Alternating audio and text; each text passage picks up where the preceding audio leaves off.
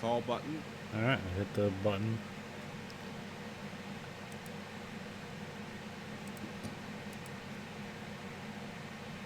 All right, we should be live. Let me check the audio. Are we hearing voices in our All head right, yet? we should be live. Let me check the audio. Violate the new service agreement or whatever. Are we hearing voices in our using? All right, we're good. Okay. What's that? I said, are we going to? This is weird. I said, are we going to violate the terms of service? Let me start. No, there's something. I was reading it. There was, but it's all vague and weird still. But there's something like apparently like YouTube is no longer allowed to use your comments in perpetuity or something. Oh, okay. Which sounds like Google isn't going to claim ownership over your content, but I doubt. Which sounds nice, but I'm pretty sure they'll be able to argue that away or something. Oh, that's a nice legal. All right, let's get started. From the industrial wastelands of Michigan to the fruited plains of Iowa, this is the American Dream.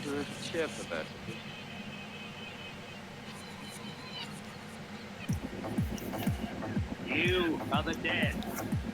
Remain exactly where you are. Make no move until you are ordered. We burn them to ashes and then burn the ashes. That's our official motto. Now we can see you. Clasp your hands behind your heads. Stand out in the middle of the room. Stand back to back. Who can explain the fascination of fire? What draws us to it, whether we're young or old? Here comes the candles to light you to bed. Here comes a chopper to chop off your head. And welcome to the American Wheat Factory podcast. This is Nathan. This is Conlon. Tonight we have a great action-packed show. So if you have a seatbelt, put it on. You're going to be absolutely blown away with my ongoing illness and our usual level of. Oh yeah, dude. Seatbelts. Oh yeah, I forgot about that. I'm stealing somebody else's idea. Have they had an episode in a while? I can't remember. Yeah, they just uploaded one today. Oh, okay. I must have been like out of sync in my feed. Yeah, sometimes I just let things pile up and then I'll do like a marathon listen. I don't listen to them for like a year, and then I got back in. It's like, oh yeah, this is I like this, and they were talking about the Impossible Whopper, and it was funny because it was just it's Jonathan. What's the other guy? Seth Romatelli. Yeah, Seth was just talking about like, so you just cook those on the same grill that you cook the regular meat, right? Yeah. Where the flavor comes from is the fat drippings. Are they still? Are they still vegans? I don't know. Like Jonathan always jumps around, where it's like he like kind of adheres to it, but like he like falls off now and then, so he's not like committed to it. But it was like 3 days a week he's vegan, and then fuck it. That would be tough. That would be a tough lifestyle choice. I don't even know what you. I mean, I've never even considered that. Like, I've looked into like the paleo diet, but I wouldn't even know what you eat and stuff like that. Just a bunch of vegetables. Well, I mean, it's different. I mean, it depends. Like if you're vegan, where it's like nothing animal, or if you're like vegetarian, where it's like eggs are cool or whatever, or ovarian vegan or however they call that. That sounds weird. Well, technically animal isn't harmed, so that's some of it. But like other people are like, no, any animal byproduct, like no, like those are If I was considering something like that, it's like if I got a checkup and they said, oh yeah, you have a blood plaquing problem, or what do they call that? The artery. Yeah, if I had like really high cholesterol or something, I would probably consider something, like just for health. Yeah. But I wouldn't cut like eggs and animal byproducts out because I don't know. But I don't know. When you think of the thing is like you're just not in it yet. Like maybe you should like dig into it a little bit. But because I'm not there. But like when you think about like a vegetarian diet, you think you're just eating salads all the time. But what you can also eat is like Doritos and macaroni and cheese. Yeah. Yeah, I only think of it in terms of like if my cholesterol was becoming dangerously high or something. Because I don't really, as you can tell, I don't really pay attention to what I eat. I just eat when I'm hungry. And you'd be surprised, like what they can do with tofu and stuff like that. You just fry some tofu in olive oil, and it's pretty good. See, around here, the people I know that do that, they kind of frame it as a moral issue. Yeah. And that's where I'm sort of like, oh, so we're just going to let all the cows and chickens and pigs go. And it's okay. And so the coyotes can tear them to pieces. At least we put a bolt in their head. But yeah, I don't see a moral dimension to food animals. I mean, I'm not for them like, they were killed in the most inhumane way possible because it makes it spicy. It's like, well, no, I don't want that either. But and I don't like the factory.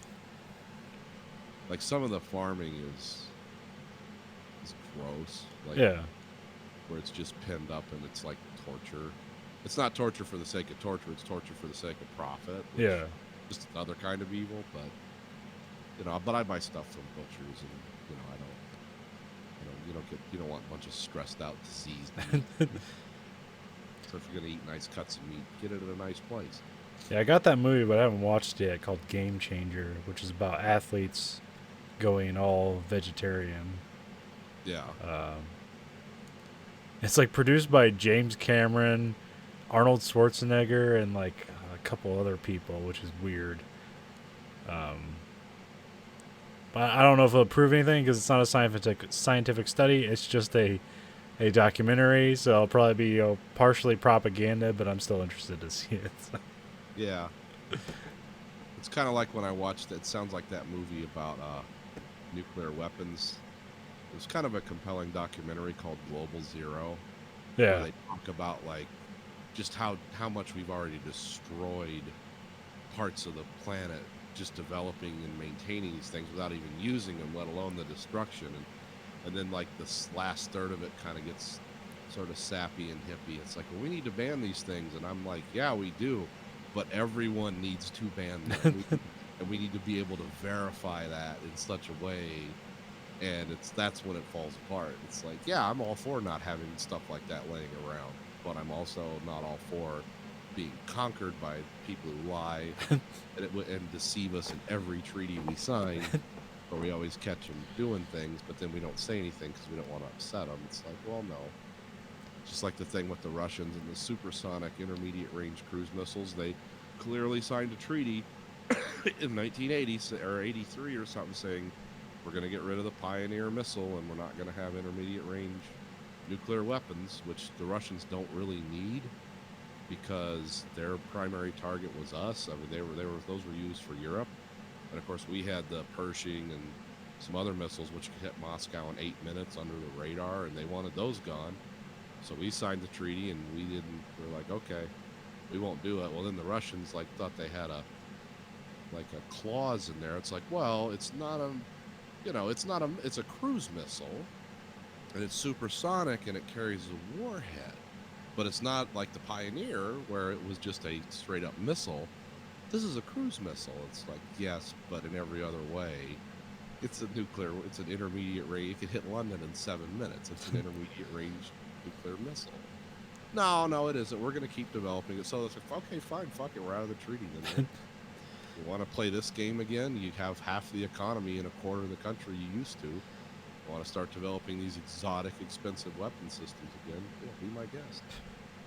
Because the thing about Russia, that's really dirty when you listen to the like weapons expert podcast guys talk.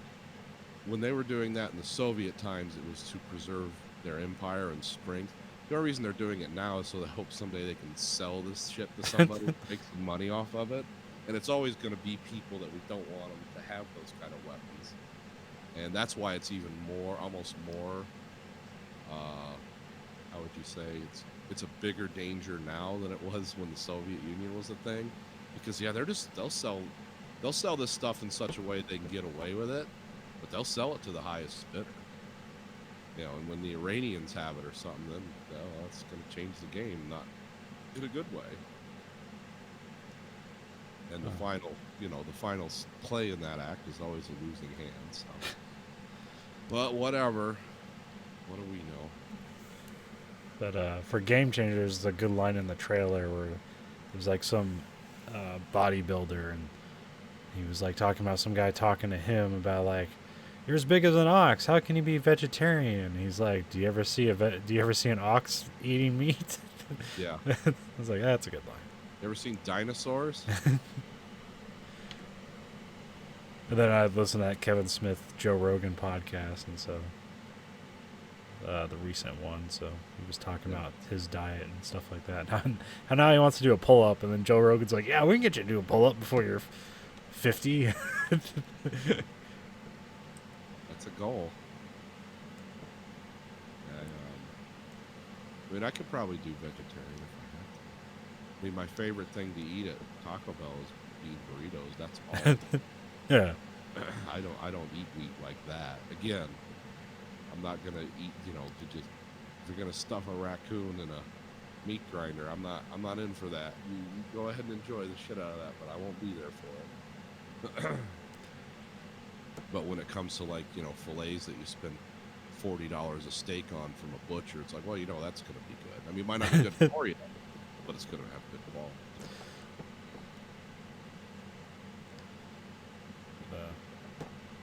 Yeah, that's another movie I haven't watched. I just bought it and haven't watched it. There's another one I bought and didn't watch. Can't remember what else I got. I was contemplating getting that Hobbs and Shaw movie, but then I was like, I heard from people that really liked action movies, like, nah. So even the guys that are all in on crazy action were sort of. I don't know, like all of his movies. Like I saw that. Oh fuck, was it? Like the Die Hard movie.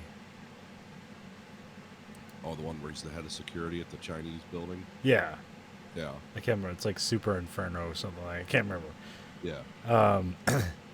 Or is it just Towering? No, because it's based. It's vaguely based on the Towering Inferno. Yeah. But anyways, yeah, that movie was like total dog shit. I mean, he's good in it, but that movie's dog shit. Yeah, he's the high point.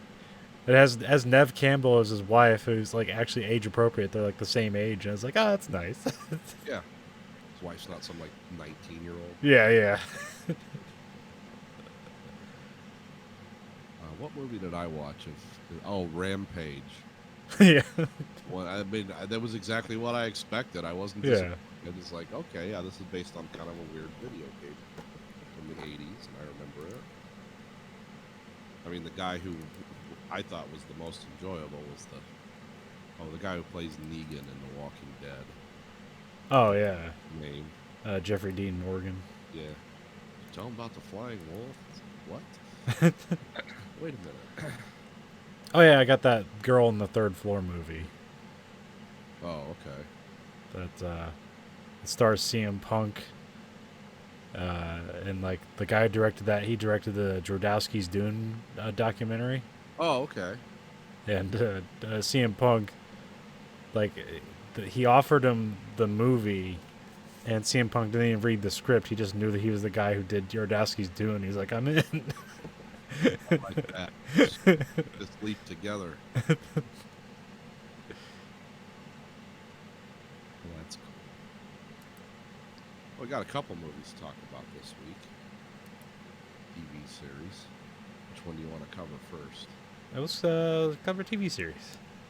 All right, so HBO, kind of under my radar. I didn't know about it. Of course, I wasn't really, excuse me, paying attention. Launched a mini-series based on Alan Moore's Watchmen comic book, which is my favorite comic book. Oh, is this considered a miniseries or just the first season of the show? You're probably right. So this is the first season of the show.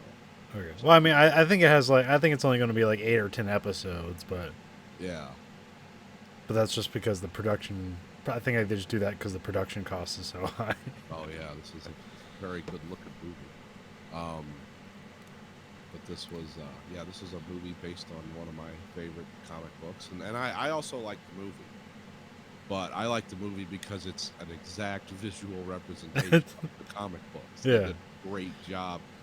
How they tweaked the story, okay, I see why they did it, but as someone who likes Alan, a lot of Alan Moore stuff, because I like V for Vendetta, I like the comic way more than the movie in that case, but I didn't hate the movie.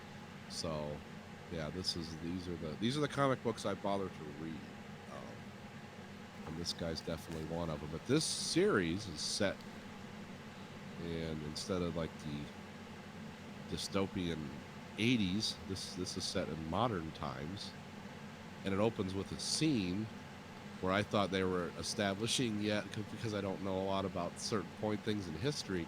I thought they were establishing like, oh, this is another weird thing that made the Watchmen universe alternate from our own, because somebody's flying biplanes over Oklahoma and dropping bombs on them, and come to find out, and they were killing black people, and then come to find out, oh no, that really happened. Yeah. That wasn't alternate. I had no idea. Yeah.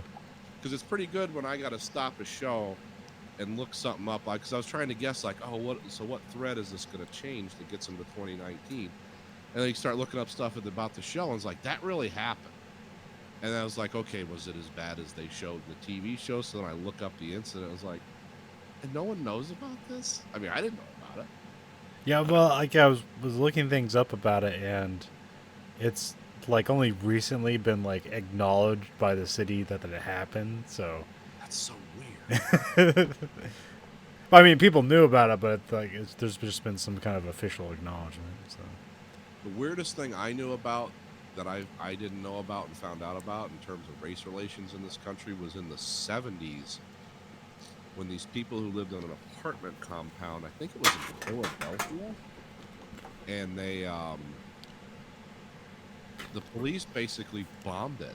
yeah, Killed a bunch of people. Like, I heard about that. I was like, oh, that's crazy. That's not talked about. yeah. The police dropped a bomb on a building and destroyed the building and killed tons of black people. Like, there's no way that happened. Here's the video footage. Why have I never seen this before? Yeah, this is important. This is the kind of stuff. Like, why do we know about the siege of Ruby Ridge and Waco? Like, they were turning points in American history. But the police incinerating people, women and children also, who took a building captive because they got tired of getting fucked over on their rent, which was supposed to be controlled. So basically, the police are fighting for the landlords in the most, and they're basically like, yeah, we're going to firebomb the building because it's got insurance on it. They'll rebuild it into something better, and we won't have to deal with these people anymore. That was something said in a book I read about it by a policeman, like not a cop on the street, someone up higher, and I can't remember who, so I'm not going to try to credit it. But it's like, oh my God. And this was when I was a little kid. Like, I was a baby, but that happened like within my life. Now, this thing in Oklahoma happened in the 20s that this show uses as a launching pad for. And, but so they've moved Watchmen up to their version of, 2019. So it's like 35 years after the events in the comic. Yeah. And we have, of course, we've switched some history around a little bit from then to now, but we're, excuse me, bear with me, everyone. Police officers have masks that they Yeah. are to hide their identity. But this is not like this series is set in Tulsa so far. Yeah. But this is not really a reflection of what's going on in the rest of America. This is kind of like an experiment Yeah, Bedford did in Yeah. Oklahoma. yeah, the Senator for Oklahoma made because there's a thing called it's in the second episode. We're gonna spoil a bunch of stuff, so watch the first 3 episodes. And then listen to our valuable Yeah. It was called the White Knight, and that's when all these like racist people, basically the Klan, but instead of now wearing Klan, they wear Rorschach masks for Yeah. not explained reasons other than like he's just a symbol that people know. Well, no, it does tie back to what happened in the comic. Now the movie, you can't watch the movie and then jump to this because they're not the same because how they changed the movie. But the reason it is Rorschach actually wrote everything down before he was killed by Dr. Manhattan, explaining a lot of what he thought was happening. Now, of course, they killed him before he could come back and say it was true. But Rorschach was an anonymous writer to this real right-wing newspaper. He was always he wasn't writing as Rorschach, but he was feeding information to this to stir people. Because Rorschach was an awful human being. He wasn't. Because some people have said, why are they taking one of the heroes of Watchmen and making him into a kind of a symbol for racist? It's like, no, he was just an extremist. He was crazy. Oh yeah, that's it. He might have thought he was fighting for absolute right and wrong, but the lengths he was willing to go to were so far out of Oh whack. yeah. Well, yeah, I didn't know if this is because I know Alan Moore, like in recent interviews, is basically like he hates Rorschach because people like him. Yeah. And I mean, I think like one of the reasons for that is like when you get to the end of Watchmen, he's the only guy who's like not willing to lie to everybody about what they did, and like it forces and he's like accepting of like, well, you're gonna have to kill me to hide the truth because I am not going to go lie to people about this. Yeah. So he's like the only stand-up guy in that sense, but yeah, he was just crazy and violent, and barely did his job just because it was a thing to do. Yeah, he just liked to hurt people at him. He liked to vent his frustrations at people. But yeah, he and solve crimes, but solved crimes in the most brutal way possible. yeah.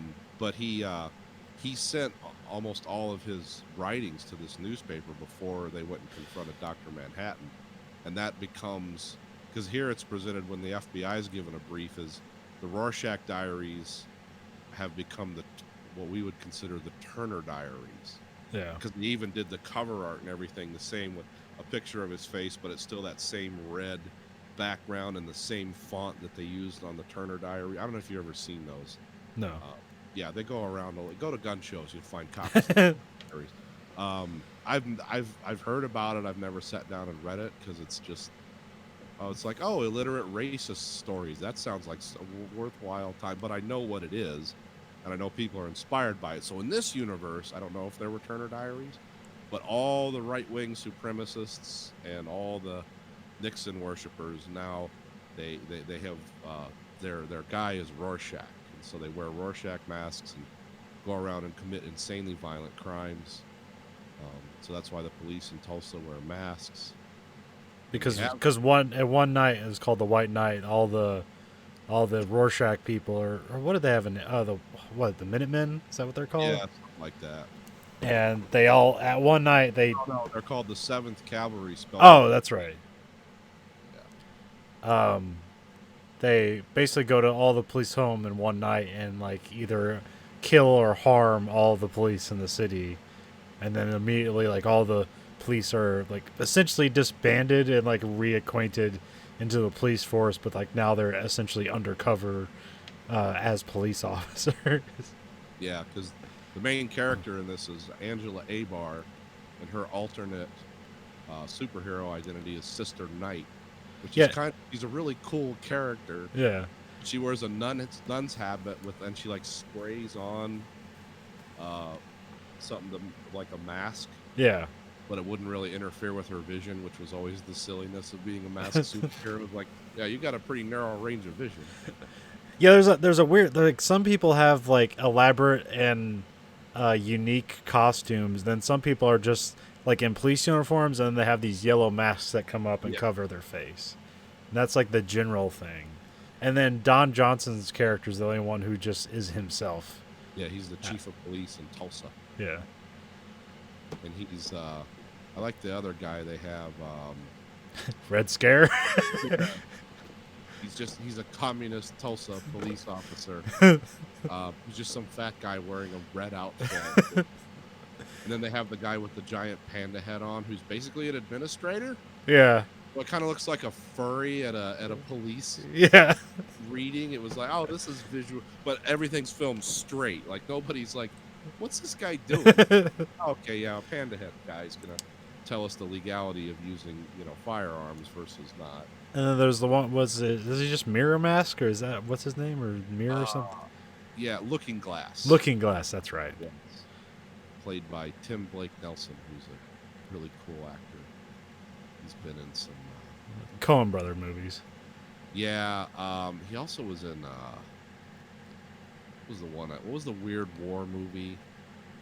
It's kind of the artistic war movie with With the thin, Colin Farrell. Terrence Malick directed it. the thin blue line, or thin red line.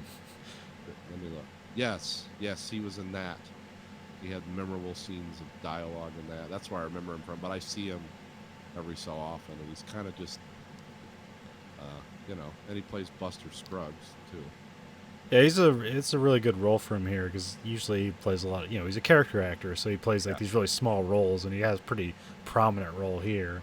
He seems to be almost like their Rorschach. Kind of, yeah. But he's weirdly laid back Yeah. and kind of, how would you say it? He's almost angry about his job. Yeah. And kind of indifferent at the same time. And then of course, we have the FBI who runs down superheroes, anti-vigilante lady played by Jean Smart. And you find out she was Silk Spectre's daughter, Yeah. who was in a relationship with Dr. Manhattan, as we are reminded of by the giant blue dildo, which played What? straight. With attachable balls. Yeah, with attachable balls. I'm imagining that was the energy source. Yeah. Attach the balls. Charged Yeah. separately. Whatever was going on, but just handled in the series as if this is. Yeah, like really somber music play. Also, the music done by Trent Reznor and Atticus Ross, which is excellent. Yeah, just played somberly, and then and it was like the MacGuffin for this whole episode, where you see her open up the case, and it's just a shining blue thing, and then like at the end of the episode, it's just a giant dildo, but she sullenly looks at it, and then decides, oh, I'm gonna sleep with my partner because he's just a fan. He's just a star fucker. Yeah. Which is this is weird. But And, it's fun. and then like it's pretty well framed with the episode where she's calling Dr. Manhattan. But they seem to just have these weird phone booths where you can just like leave messages for Dr. Manhattan on Mars, which just seems absurd. Yeah. There's no way he's listening to that shit. Or he is, and he just doesn't care. Yeah.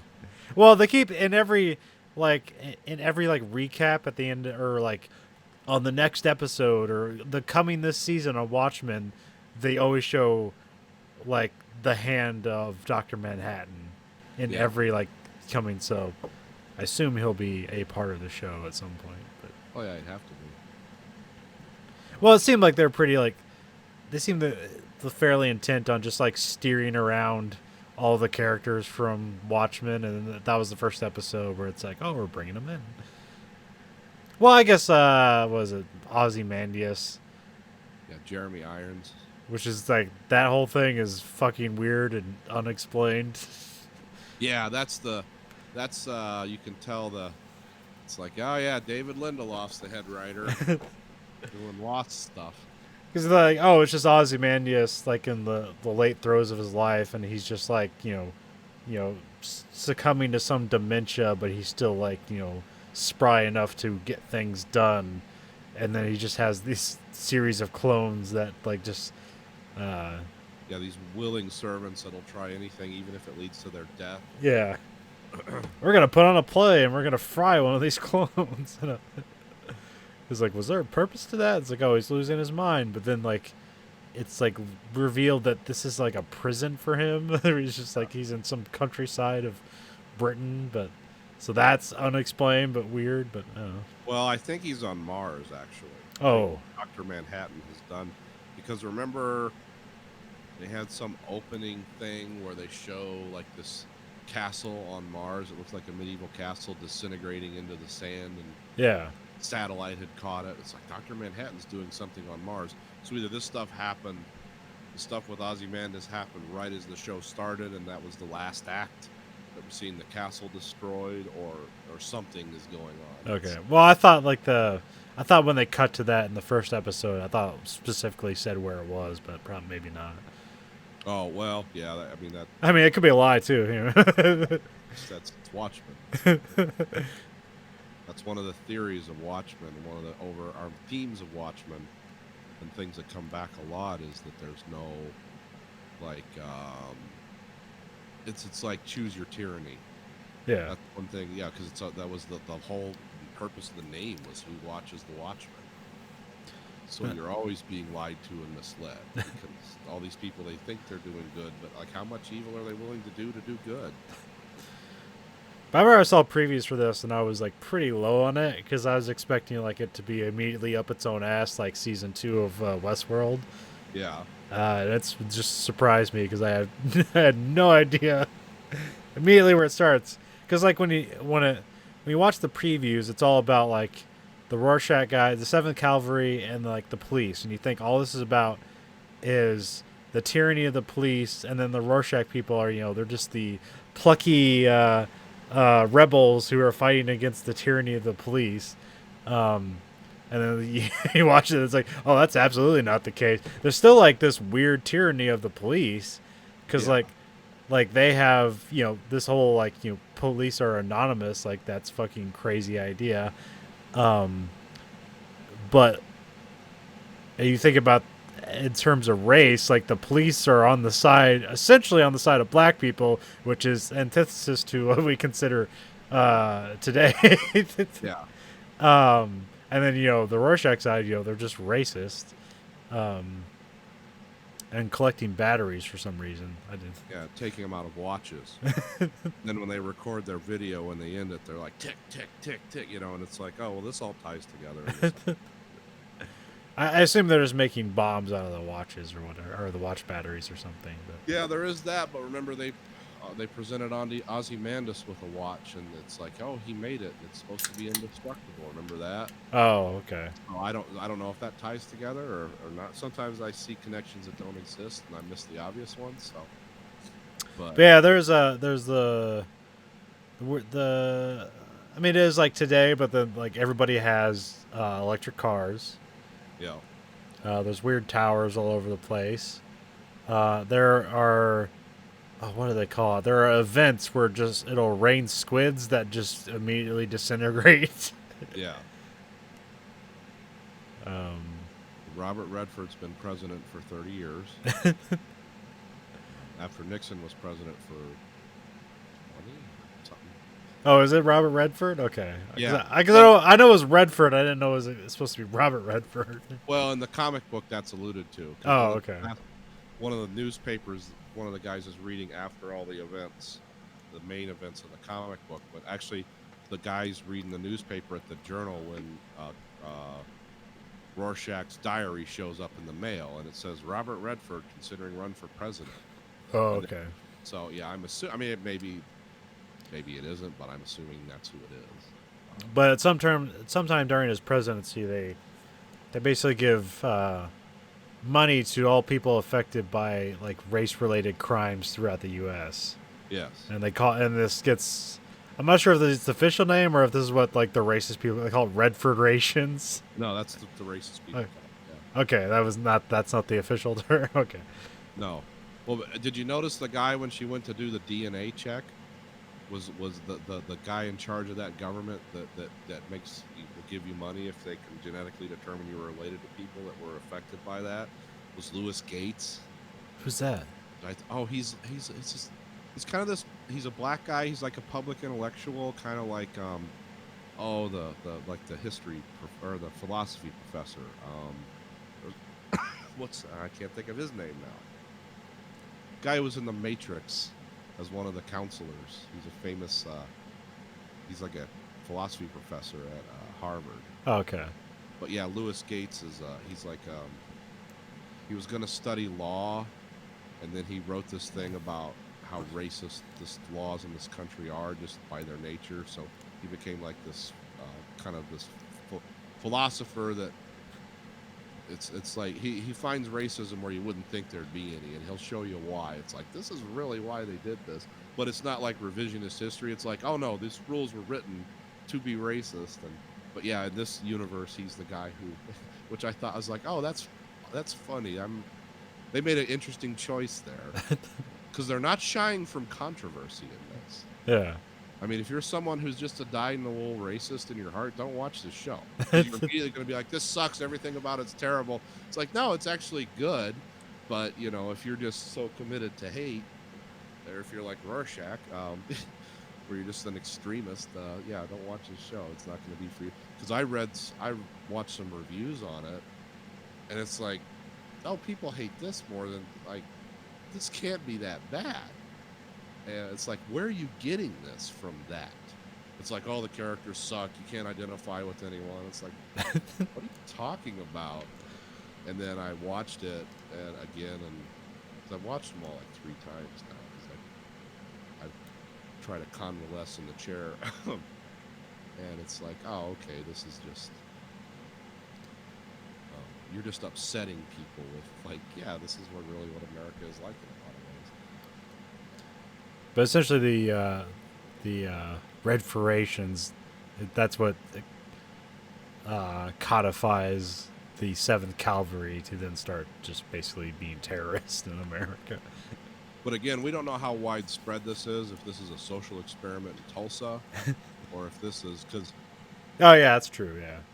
the reparations for the people in Tulsa, was when I did some research on the event, and by research I mean I read a Wikipedia entry and watched 3 documentaries on YouTube, which are actually pretty well done. Those wouldn't be like, that's not like 50 acres and a mule stuff.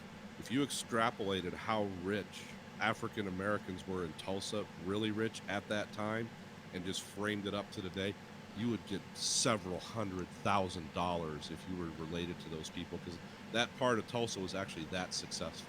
It Yeah. was the most successful. Well, yeah, they called it Black Wall Street. Yeah, because those people, they owned all the businesses there. They dealt with a larger community, and they didn't fuck people over in their own community. I see a lot of things that go on especially in really downtrodden black areas, which there's a lot of around here, and I've seen it with my own eyes. Is all the businesses are owned by people outside the community, and they just fuck the people over in the community because they don't live there and they don't care. So that's how, because there's kind of a form of that now in Detroit, what they call gentrification, where they're saying, yeah, Detroit's coming back, but without us. And then you read about it, and it's like, yeah, I kind of see their point. But then it's like, well, how could we start businesses to get the hands back into power? And that's when the argument starts to get like, oh, well, you know. So you can see why it doesn't happen. But yeah, in terms of basically what I've read about this, and it's like the reparations paid to the people in Tulsa would be a lot of money. That's why, if you notice, a lot of people have really nice houses there, and it's like, oh, okay. And that was the weird thing where, what's her name? Abar, was her first name? Abigail or something? I just remember the last name because it sounds cool. Angela Abar. Yeah. Regina King. Yep.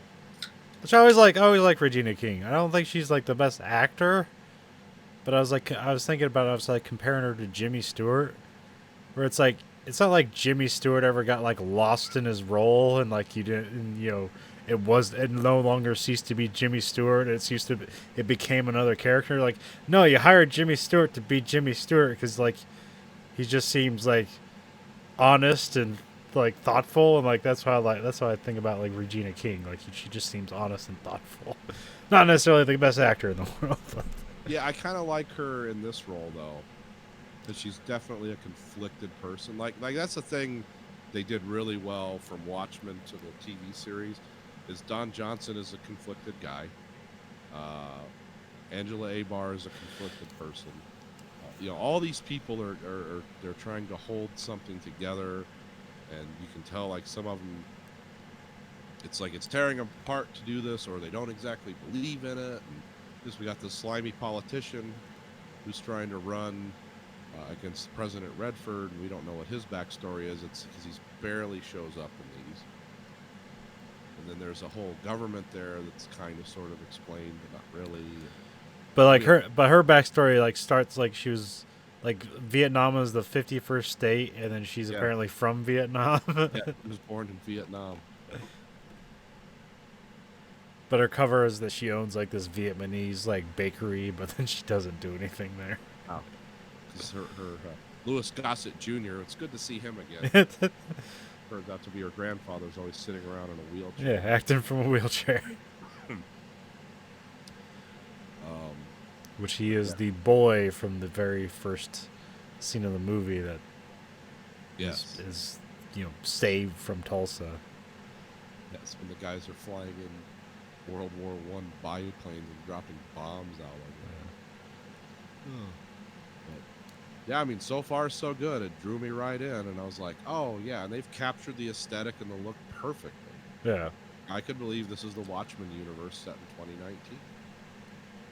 And there's actually a lot of logical underpinnings for why the Watchmen universe, like everything in this universe, because Dr. Manhattan was the only magic man, and really his powers are based on science or an interpretation of science that may or may not be possible.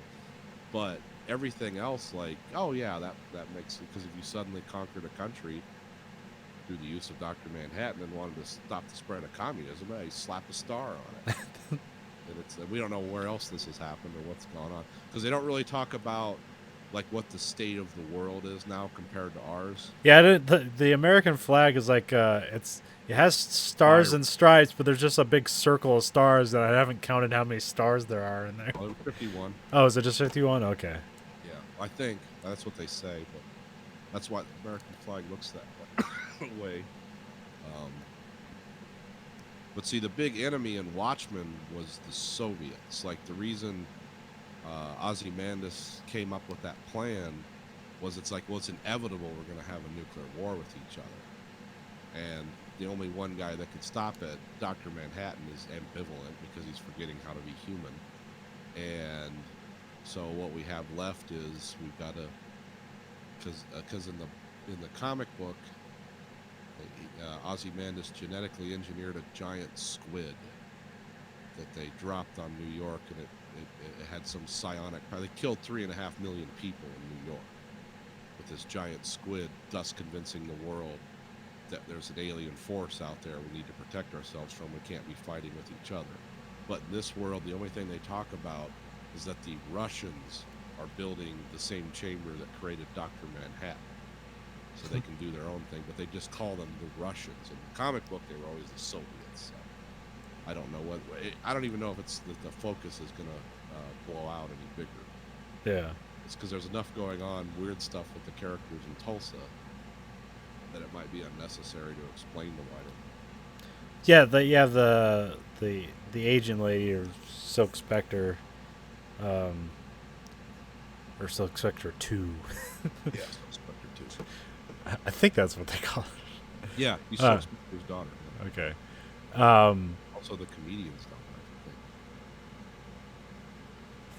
I think. A byproduct of rape? Yes. Okay, that's fine. Yeah. She's like anti-vigilante, like that's her task on the FBI. Yeah. And so like she used to be a vigilante, and so like her scene, she like holds up a bank, and then like a Batman-esque character comes in to try to stop it. Then they arrest him for being a vigilante, and it was all just a setup. Yeah, everyone in the bank was an FBI agent. And that's when you learn that like all this like mass vigilante police thing only exists in Tulsa. Like it's illegal outside of Tulsa, Yeah.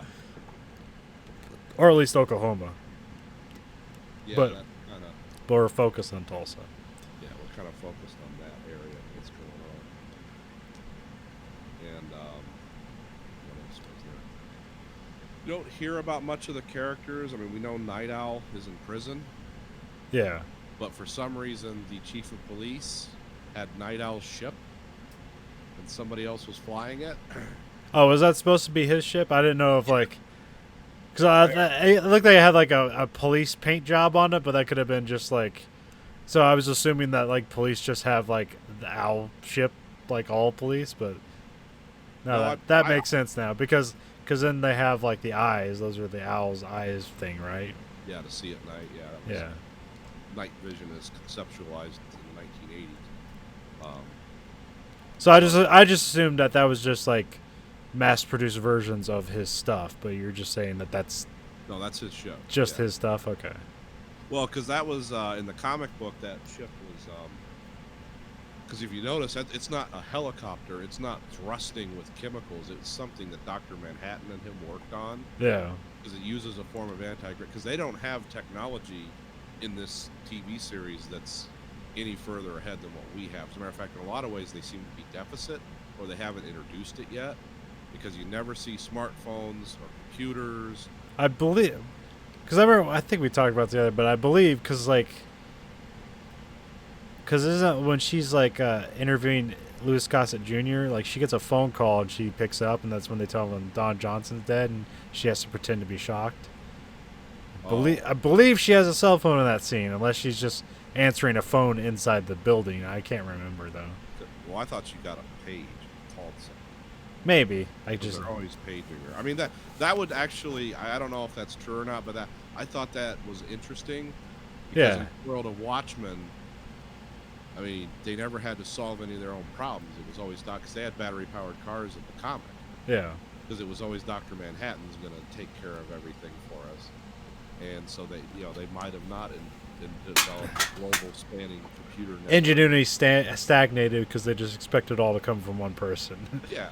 Well, and another thing too, it looks like they do a lot more social engineering than we ever did because their 9/11 was in 1981. Yeah. About destruction in New York. They haven't been fighting a $10 trillion 25-year war.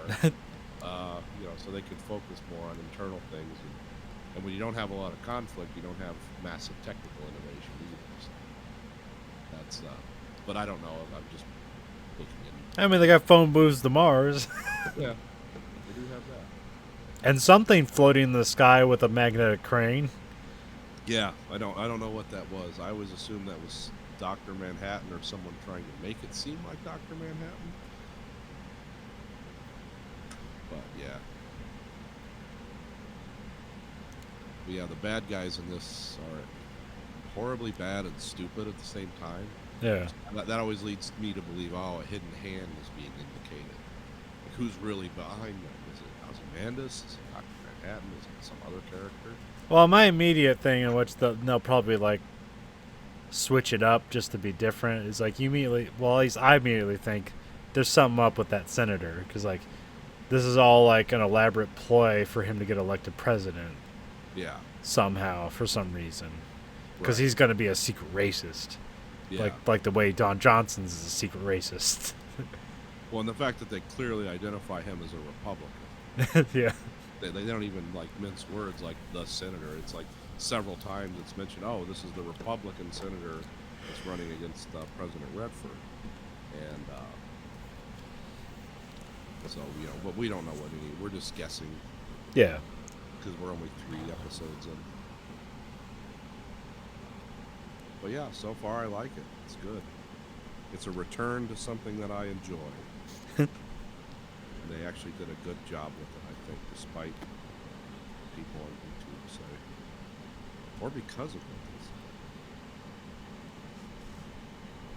Yeah, I'm waiting for the Waypoint's take on it, so I'm pretty sure that'll be interesting. Yeah. Well, hey, if it's got the right aesthetic, you got me. I'm not someone who's just like a purist of everything. It's like it must be the way it was when I remember it. The first time it was magical is the only time it was good. Yeah, I think this is a pretty bold departure from the comic book because it's really not using any. It's like using the aesthetic from the comic book, not really the tent poles, at least not yet. So Not yet, and I don't think they will. I mean, it's a big world. So they could go a lot of ways, but I definitely think it's just like, this feels like Watchmen. yeah, If you watch the movie, which you should, because it's not a bad movie, it captures what the comic book looks like lovingly. They did make some changes, but you can overlook those because it actually makes sense for the movie they were making, not necessarily for the comic book. The movie makes sense. yeah. A sudden giant squid, telepathic squid that comes into existence and destroys all people in New York. That doesn't really make a whole lot of sense. Yeah. blaming on Dr. Manhattan.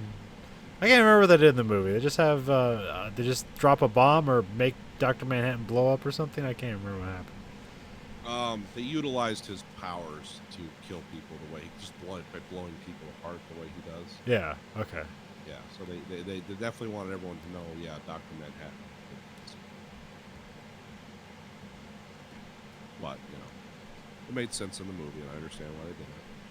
I've even watched the extra version of the movie, the extra long one, where they filmed all the scenes for the comic within the comic. Oh yeah. The guy's trapped on the ship. It wasn't necessary to have it in the movie. I understand why they didn't. At 4 hours runtime, but it was cool that they filmed it. And it's nice that we were seeing something from Watchmen back on, some kind of screen, because Yeah. the movie was a major bomb for the studio. Nobody got it. Yeah. Technically, a DC. It's like a DC production, Yeah. which I haven't seen any of their. I've been meaning to subscribe to their service for like a month and watch that Doom Patrol show because I hear good things. Yeah. I also hear good things about the Swamp Thing show, but they already canceled that. So. Yeah.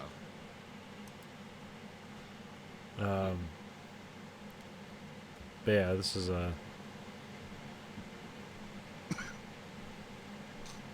yeah, I forget. There's some other. Yeah, it was just like it's Warner Brothers and somebody else, but along with HBO. But, Yeah. I feel like I just immediately forgot what I was gonna say about what's intriguing about the production, but oh well.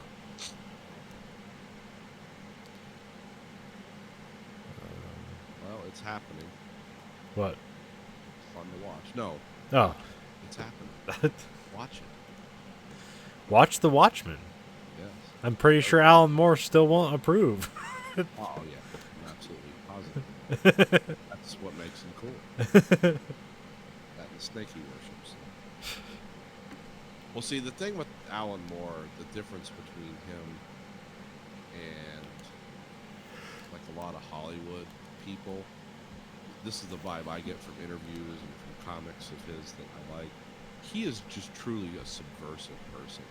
Like anything you think or say, he is gonna immediately like try to subvert that, Yeah. because that's what he likes to do, and that's what he does in his I mean, his comics are always confusing mishmash of amoral people and agendas and stuff like that. It's like all the good stuff is bad, and even the stuff that's supposed to be good isn't that good. It's kind of that.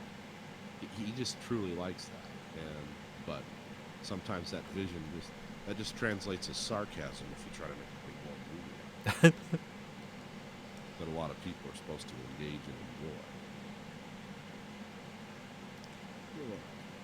But yeah, check it out. It's there.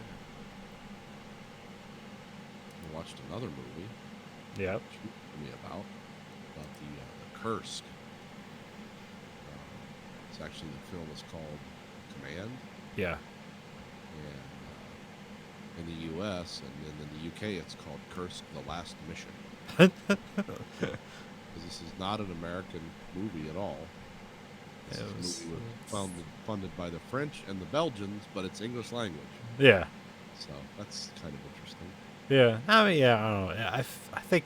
I think Europa is involved, which I believe that's like Baz Luhrmann's company, and like he produces a bunch of European films. He's, Oh. I mean, he's French, but so Yeah. that would make sense. It has kind of a vaguely like Hunt for Red October look to it, Yeah. which I guess that makes sense. Yeah, it kind of it talks about, because see, the characters we would recognize. Colin Firth plays a British is he an admiral, or they have a different name for that. Commander, Commodore. Yeah. The Commodore, and then the He's not really in it that a lot, a No. whole lot, but he's beginning and end. he's an important character. So. Well, he's kind of the interpretive character for what foreign governments were doing, because they were all watching these exercises. Because these were the first exercises, major naval exercises the Russians had since the collapse of the Soviet Union. So there was always this pride thing. And as with a lot of Russian things, in reality and fiction, they were bringing this poorly maintained, still dangerous but kind of poorly maintained fleet out to do these naval exercises. Because imagine if we just let our Navy sit for 15 years and then decided, okay, everyone out to sea. We're going to see what happens. It would not go well. And this was, we've talked about Time to Die, which a lot of this movie is based on. Yeah, it's based on that book, but it elongates the period in which they're alive for dramatic effect. It does well for the drama of the show. It's not necessarily like a lie, but it's not exactly what happened. Well, we don't know. We don't Yeah, know yeah. writings. They don't know for sure what happened. They have a very good idea, Yeah. but It immediately starts off with there's a bunch of submariners, and one guy's getting married. yeah, And like the money isn't coming in, and so they have to all like sell their submariners watches to get like booze for the wedding. yeah. Which I don't know is necessarily what's special about that watch. I tried looking up online. It's like, how much is a Russian submariner watch? But it has like a 24-hour clock on it or something like that. I'm not sure how they use it, but there's something special about it. But. Yeah, it's basically, you can use it as a stopwatch. It's pretty accurate. It's made to a high standard because it has to be. And I think it glows in the dark. Yeah. Because that was some speculation about how the guy was able to write the notes that they found later on, is that he was using the light. Because that's like a thing in here. Like they point out, like the guy didn't sell his watch because he would have had to have it to write the notes in the dark or whatever. But in this, he doesn't have the watch, which becomes an element of like kind of surprise or whatever. When it's like we missed the window or whatever. Yeah, that was the. That was kind of a way to show that how bad things were in Russia at the time this happened. Yeah. Because they were not getting paid. This, I believe I occurred in 2000. So yeah, things were still pretty bad there. And the other thing, from a foreign standpoint, is that this, the Oscar class submarines, they were scary. They were one of their most modern submarines. They were hard to detect. It's kind of a class of submarine that we don't make, but the Russians do, because it fires it fires like cruise missiles more than straight-on missiles like the Ohio class. Those are just like missiles that come out, and these are more like high-speed cruise missiles. Yeah. These were they were hard to detect for the time, but they're still around, I believe. I think all of them are in service except the Kursk. I think they only decommissioned very few of them. And they're big. They're not quite as big as the Ohio class, and they were definitely smaller than the Typhoons, but those don't exist anymore. But yeah, They had torpedoes that were powered by hydrogen peroxide, which yeah, over time becomes very volatile. yeah. And so there's a guy with a stethoscope. Or, no, does he have a temperature reader or both? He has like a stethoscope and a temperature reader, and he's like... I think it's just a temperature reading probe. Yeah. Okay. Yeah, they're sitting there like, and it's just the temperature just keeps going up, and it's like, well, what's within parameter, and then it just explodes. Yeah. I mean, they draw it out over time to build up the drama. Because I believe that guy who's reading it is like one of the people you know from the wedding or whatever. Oh, okay. I think. I believe you're right. Because essentially everybody forward of the nuclear reactor dies like immediately. Yeah, it blows the front of the ship off, and then all the torpedoes that were left start cooking off in fire, which adds to more destructive. And you got to remember, this was a Cold War era submarine, so these were twin titanium hulled submarines. This is how the Russians built them. and so it took a massive amount of damage and sunk to the bottom immediately. Yeah, but only because the nuclear reactor is shielded from the rest of the ship for obvious reasons. It's a nuclear reactor. That the people in the back lived, but they were taking on freezing water very rapidly because everything was warped. Yeah. So they essentially died from the lack of oxygen or hypothermia or both. Well, also you have these strips that they use that can generate oxygen, which if Yeah, exposed to water, explode.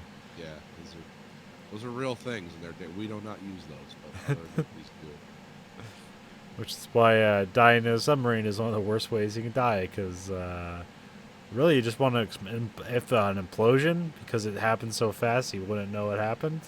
Yeah, But like suffocation, drowning, being burned to death, like that's how you die in a submarine. yeah. There's nothing nice. There's nothing nice when it all goes bad.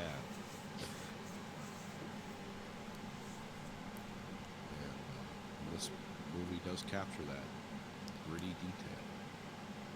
But yeah, in this they have him like live over like what the course of like 3 days or 4 or something like that. No, they make it all the way to the 8th day. Okay. Because that's when the. Well, no, yeah, no, they make it about 4 days because they kept trying to dock the Soviet era mini sub Yeah. because it didn't have a seal. The seals rot out of those pretty quickly. They didn't have a seal and they couldn't get one, so they tried to heat it up with a torch. More pliable. Because the other problem is the seal was freezing. And it couldn't mate up and suck the air out so you could get the guys off the ship. Because that's all the it's the pride of the Soviets. They're not going to allow an American. Americans are here. It's like what is it? Like some Swedish deep diving submersible by way of the British that would be able to get down there. It was a British rescue sub, but a Swedish underwater salvage crew. Okay. Because you have to. What do you have to stay in a compression chamber for?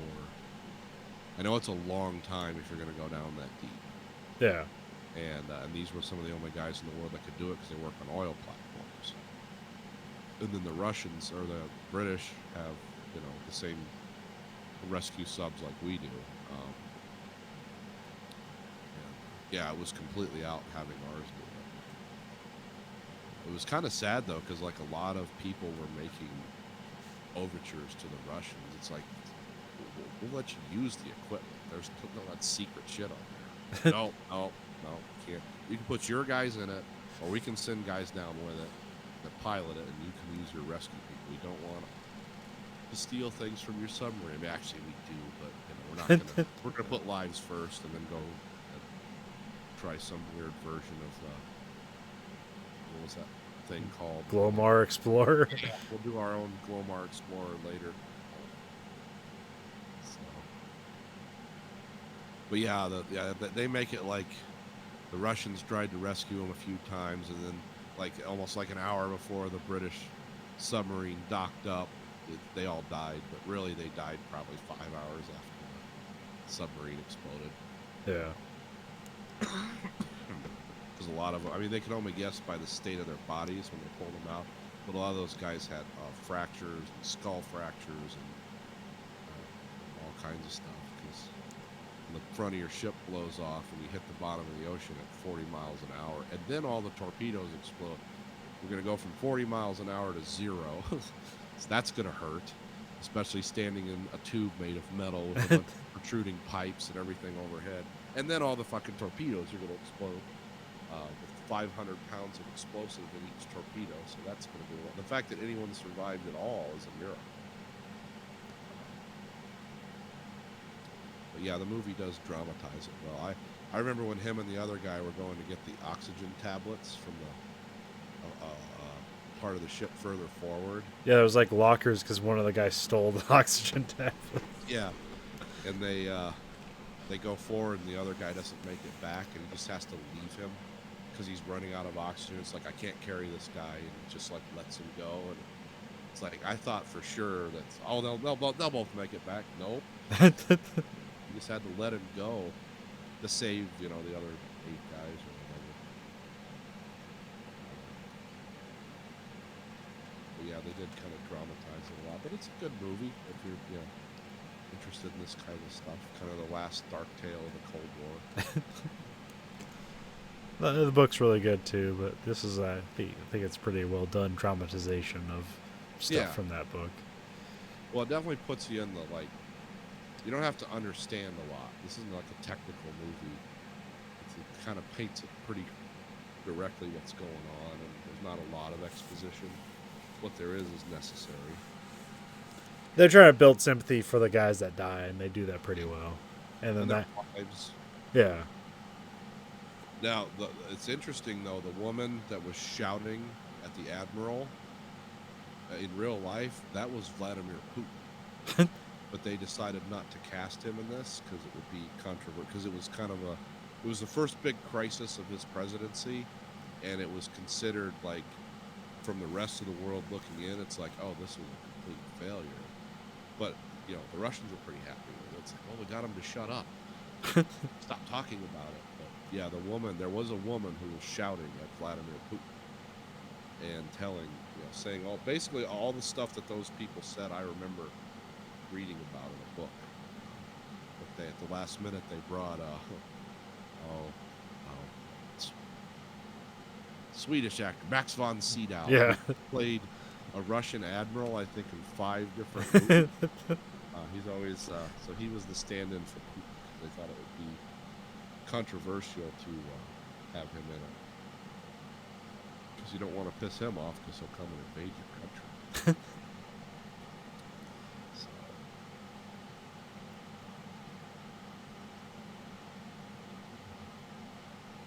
they had some fun, or they had a lot of fun accessing, because they actually shot. They were going to shoot all of this in Russia, yeah, but then as soon as the Russians found out, the Russians wanted script control for that, because they could have had a really amazing looking movie for they wouldn't have to build sets and do a lot of CG. But yeah, I heard that they I mean, it's still like, backed out of it. yeah, I don't know like the exact budget for this movie. I imagine it wasn't that high, but it still looks decent for what it is. I think they do a lot of like CG ships at night, so they can hide a lot of things. Yeah. I wouldn't say it looks bad, but it's not like necessarily like a modern day Tom Clancy movie or anything. No, it was made for $40 million. Okay, yeah. It's not a huge budget for a movie. Not really like that main, like the main actor guy in the Russian sub. Like he's a pretty young guy, but he seems like, yeah, you can put him in things. Yeah. I think he's like a Dutch actor or something like that. So I think this is one of his few like English roles. But Matthias Schoenaerts, 41. oh, I thought he was, yeah. Well, it seemed younger to me. Oh, Well, he's like that guy. The guy from Game of Thrones that plays Tyrion's older brother. oh Guy who's yeah, a real good fighter, but he's kind of a sociopath. yeah. That guy's like 47, but he's from somewhere like that too. And he doesn't speak with any discernible accent or anything. So, yeah, those guys always look young. They live in nice places. Good genes in those places. I did like the one admiral too, the Russian admiral. They showed that like not all the Russian admirals were robots. Because remember, he kind of put his career on the line, letting the British show up, and then they delayed the rescue and fired him. Yeah. And he had to let the British do it anyway. So they're here, and he agreed to it. But by then it was too late. Yeah. Yeah, It's it was a good looking film. They did it well. yeah. I think it was like a Dutch director who does a lot of like drama movies. So Thomas Vinterberg. yeah, very European Yeah. production. Yeah, didn't recognize outside of Colin Firth and Max von Sydow. I don't know Yeah.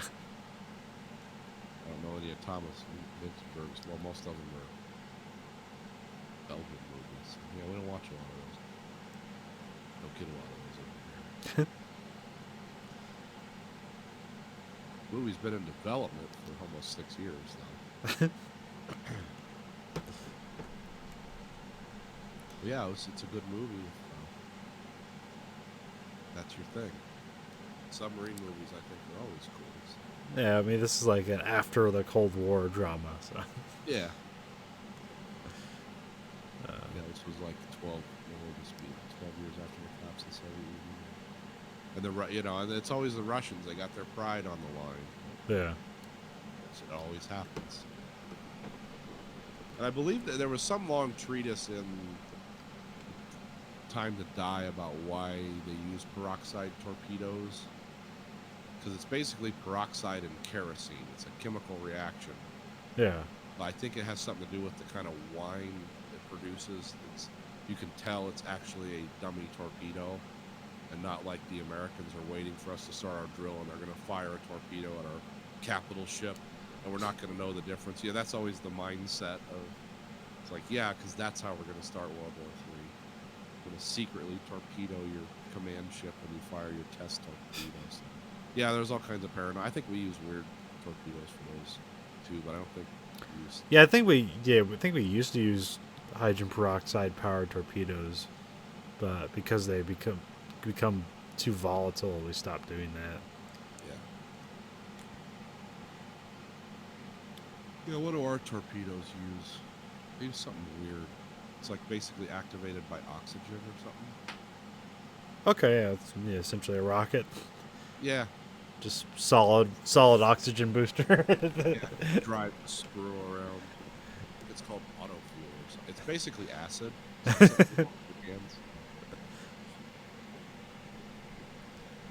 Yeah, I don't remember all the details, but read the book, The Time to Die, and then watch the movie, and you'll learn a lot. Okay. Same ending, though. Yeah, I mean the ending's given away in the title. So Yeah. Pretty much know what's coming. A Time to Die. Everyone lives. What a surprise. The crazy. What was the American version of that happened like between World War I and World War II? It's called The Terrible Hours. It was about the first guy who tried deep sea rescue, like Swede Mumsen or someone like that. He was an American diver, and we lost the submarine, and this guy goes down and it's like saves the people. Oh, But that's almost, I mean, in this one, everyone's going to die. And that one, it's like, well, everyone should have died. Because losing a submarine, I don't know how deep it was, but yeah, it with the technology submarine technology between World War I and World War II it's not an enviable place to be. But, yeah. That's another one. And then read about the Edmund Fitzgerald. You just get all your terror or sad stories about men at sea. And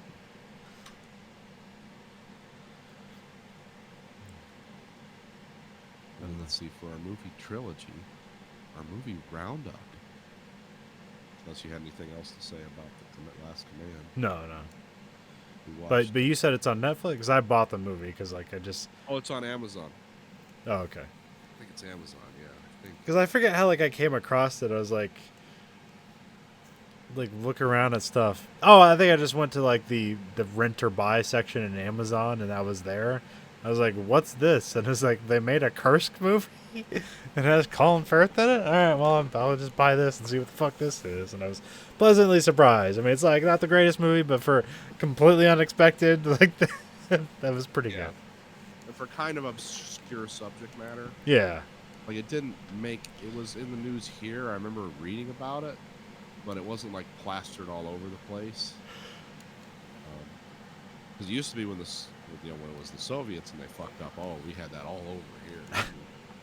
Well, I forget the news cycle. It was hot for a minute, but then something came.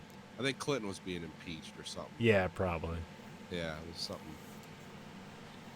Like the president's ejaculation became more important than a bunch of guys dying horribly in a Russian submarine. Yeah. So we watched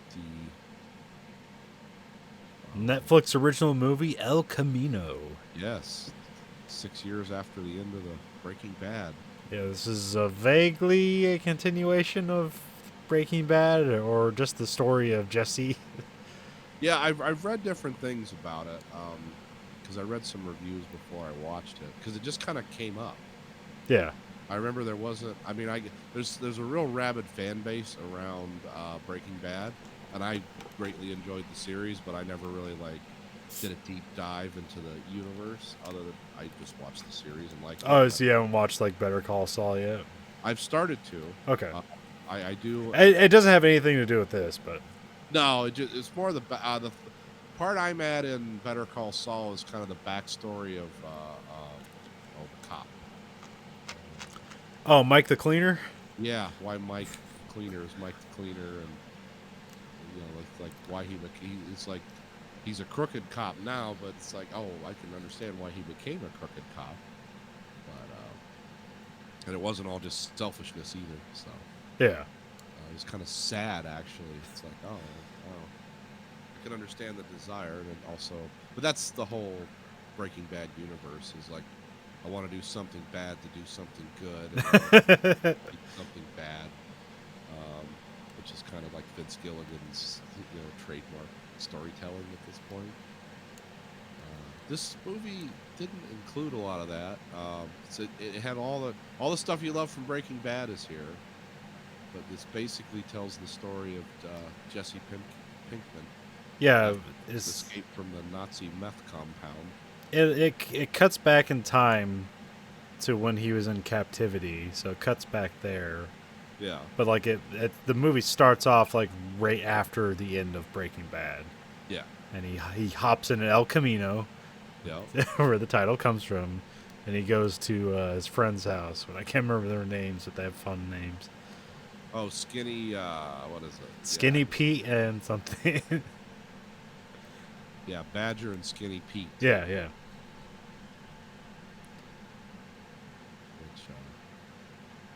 yeah, so they run there. He goes there, and they help him out. And they were always kind of like the comic relief characters. Yeah. And because they were meth heads. I don't think they're meth heads anymore. I think they just smoke weed. Yeah. They're just big on weed. Because they made a bunch of money helping Walter White at the end of Breaking Bad. And they, so he goes to their house and they help him out. But he's basically he's a guy who's like he's been in captivity for so long. He's just kind of a destroyed person. Yeah, he has like PTSD essentially, Yeah. and but yeah, and they'll cut back to they'll do flashbacks with like him and Jesse Plemons, who is like just a weird psychopath. Yeah, he's like a personable sociopath. And Like when he kills his maid, and it's like, what'd she do wrong? It's like, oh, she's salt of the earth. She didn't do anything wrong. She just happened to see my money, and we can't have that happen. yeah, there's always a reason for that. Yeah, he actually has a big part in this. Yeah.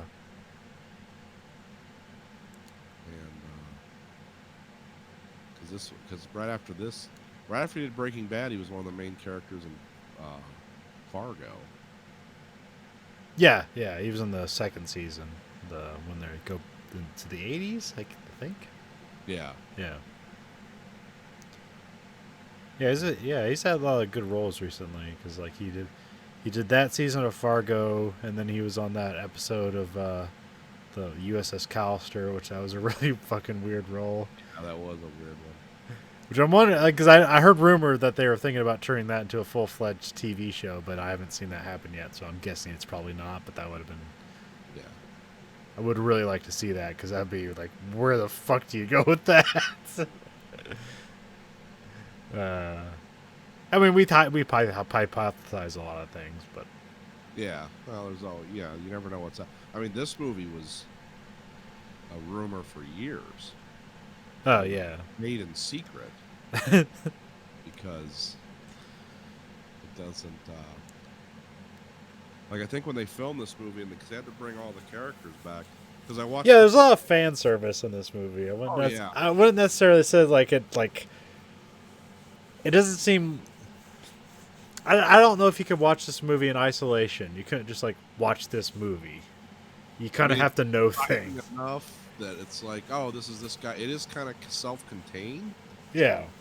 but yeah, it would be kind of strange just to like, I'm going to start Breaking Bad by watching this. Yeah, I think if you cut out all the flashbacks, like you could watch that movie. Yeah. And you would just like assume like, oh, this guy has like something horrible happened to him, and now he has to like go do these things. But like all the flashbacks are kind of like, you bring Walter White back at some point, like all the Jesse Plemons stuff, and then you have his girlfriend that shows up, but she's just like I have no idea if that's a flashback or just like he's imagining her. Well, I think these were based on conversations we never saw. Okay, because there's an early one with Mike the Cleaner, which I just assumed that was a figment of his imagination, but now it's like it was just a time in the past. Yeah, because they filmed that scene at the same river he was killed at later, Oh, okay. where he died. Yeah. And but when they filmed this movie, except for Aaron Paul, Jesse Plemons, and I forget who else, the actors only got their part of the script to read. They Yeah. didn't read the whole script because they were doing this in secret. And it was weird, like, because this was basically been put into production 5 years after the series ended. But they were, I don't know if you watched the extra thing they put on, the little documentary about the making of El Camino on Netflix. No, I haven't. I didn't watch that. Yeah, you wouldn't think 5 years would be, like you'd lose all the sets and you'd have to do stuff. It's like, oh no, they had to remake clothes and stuff that don't exist anymore that the characters were wearing in the TV series because there was just a lot of stuff you couldn't find. And is there any like weird negotiating they had to do with AMC? I don't know about that. I'm not sure. I mean, I'm sure they got a cut, but being this was a movie and not a continuation of the series, I'm not sure. Because I remember like early on in Netflix streaming, like they purchased like essentially all of AMC's programming for like a lot of fucking money, and I don't know if that deal is around anymore. Like I think you can still watch Breaking Bad and like Mad Men, but I mean both those shows are over. Like I don't think like Better Call Saul is current on Netflix, Oh, okay. or at least it's like a season behind or something. Usually they try to like get like the next season, like the previous season on Netflix as the new season starting, because that just like makes sense. Like let everyone binge watch and jump on in. Yeah, works both ways. Yeah. Yeah. I don't know. I don't know anything about the details of that. Because like also because I think like Netflix doesn't have like Preacher, because I've been meaning to catch up on that, but like I don't have any like good way to watch that. That and Archer, like I don't have a good way to watch that. Well, it used to be on Amazon all the time. I think it's there, but I think it's like a couple seasons behind. Like I think I've seen all of the, because like I know the new season I believe is already ran through, and they have like it's a new space season because they're still in like the whole like dream sequence season stuff. Yeah. And I believe next season's going to be the last season, possibly. I don't know. Yeah, they've said that about Archer a few times. But yeah, like AMC's like I could sign in through my service provider to their website, but like their website is so fucked. Where like an ad won't load, and then you'll have to watch an ad like 5 times just to watch the show. And then like just weird shit like that. It's like, just let me like stream this shit, like, or I'll just go to Amazon and buy the season. Like fuck this. It's like, do they want me to do this? Are they getting more money out of me by doing this? That whole That whole business model is so weird anymore. Well, it's just like you know, because everybody has ad blockers now, so they like intentionally make it hard to use if you have an ad blocker on. So, Yeah.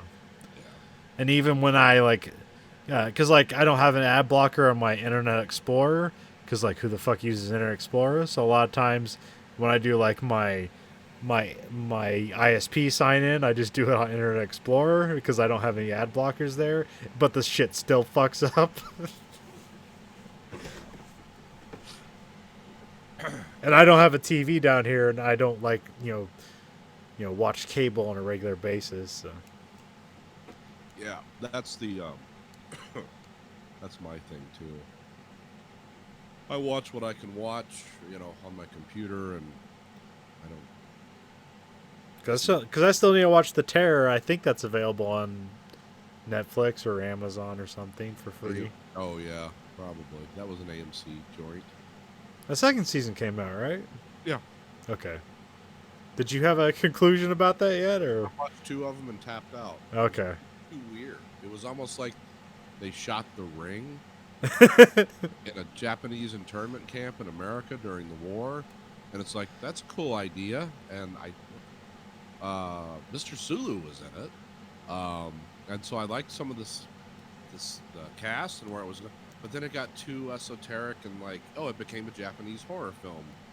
Like, well, this is cool, but I can't follow anything that's going on, and characters are dying in weird ways, and it's. And I think you because I've been watching wrestling on TNT, I've been seeing like stuff for some of their other shows. What was that? They had it was like an old timey like forensic show they had on there that you were talking about. Oh, the Alienist? Yes. Yeah. Did you see did you conclude with that, or? I haven't caught up. I like the book, but I haven't caught up with it yet. No. Okay, because I think they're on a season 2 or something. Okay, good. They're doing fuck, what was that movie? About the train in the snow. Snowpiercer. Snowpiercer? Yeah, they're doing a TV show, Snowpiercer, on TNT. Now is Willy Wonka gonna be in that? What? You've never heard that whole weird fan theory No. about how Snowpiercer is just Willy Wonka and the Chocolate Factory? No. It was actually you just if you read that and you're gonna click on this, you're gonna absorb some goop. It's like, okay, but I'm along for the ride.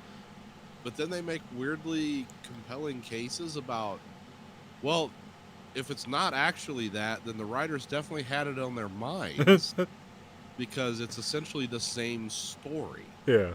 Because everyone fails on the way to the front of the train in different ways. So the last guy gets to the front of the train and talks to actor Ed Harris. Ed Harris, and they find out that the way Snowpiercer still runs is we exploit children because we can't make spare parts anymore, so we just cut their arms off and stick them in small places. Kind of like Willy Wonka, not exactly like, but yeah. Yeah. Huh. It's sort of like the things when they say Dark Side of the Moon. If you start that at a certain time and watch The Wizard of Oz started from a certain point with the sound off, all the lyrics in Dark Side of the Moon from the beginning to the end match up with what's going on in The Wizard of Oz. Yeah. Could just be a strange coincidence, or the guys had that in mind. It's one of those things that's almost too perfect. Yeah. So that's why I said that. Yeah, the only thing I know about this is that it stars Jennifer Connelly, so. No, that'll be good. Yeah. Hey, I haven't seen her for a while. No, what's she been doing? I don't know. She's in that, it was Black Mirror horror movie, and that was the last thing I remember her in. Yeah. That was 9 years ago. I have not seen her in a while. Oh, she's 48. Wow. I don't know. But anyway, El Camino. Yeah, my favorite part of them in the movie is that part where he you see him get 2 guns, Yeah. and then they have the standoff, and you're just sitting there like, wait. And even though like I saw him get 2 guns, like I just never expect like. So he's like, he clearly shows he has his hand in the pocket the whole time, holding the one gun. But I just never like was thinking about that. But he only shows the other gun. He's like, he's gonna pull it out of his waistband to shoot the guy, but he already has another gun pointed at the guy through his coat, and the guy just because the guy's focused on that, he shoots. Yeah, see, that's one thing I always liked about Breaking Bad was it was always like people that were desperate, but were thinking things through. Yeah, yeah. And so that was funny. Yeah, because he had like a 22 target pistol. That was his main gun, and then his backup gun was like an old hammerless Smith and Wesson from the 30s. Because what does he go to his parents' house and he gets that out of Yeah. the safe? Okay. Yeah, and he has to guess the code, and he kept putting in his birthday, and it wouldn't take it, and then he puts in his brother's, and it takes it. And he's like, "Oh fuck my parents." And like, what are those guys? Just like, are the guys who tortured him or ran the meth factory or whatever? No, the guys that those were for guys from a welding service that built the harness Oh, okay. to make a harness so that he could work in a meth lab but not escape, Yeah, yeah, okay. have range of motion. And they said, well, because the Jesse Plemons character and the neo-Nazis were telling him like, hey, that's not going to hold. He can break that. And remember, they made him run at the guy Yeah. like 7 or 8 times, and he couldn't break it. So yeah, that's how those guys were connected with knowing that there might be money in this guy's apartment. Yeah, so that's a good part of the movie because it's like, how's he gonna get around? Because he's not like Dirty Harry, Jesse Pinkman. You know, he's not known for being the ultimate badass guy, and he figures out a smart way to do it. I like how his coat's on fire at the end. That's what happens when you shoot a gun off, even a leather jacket bursts into flames. And I also really like a good final performance by Robert Forster. Yes, sadly, Robert Forster's last film before he died. At the He's- age of what was he? 80? Oh, 78. Right at 78. But he's like the getaway guy. He's the identity cleaner. Yeah. What I always called him. It was funny because he had